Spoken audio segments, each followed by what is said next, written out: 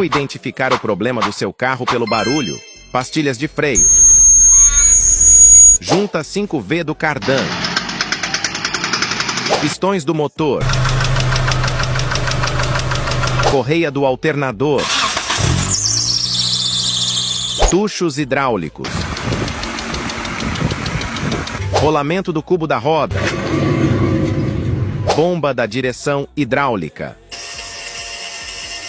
Bomba d'água. Motor de partida.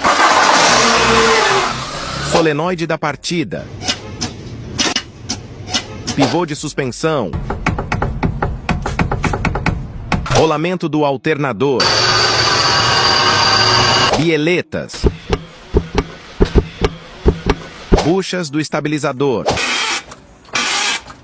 Junta homocinética. Problemas com a lei. Se gostou do conteúdo, não esquece de seguir para mais.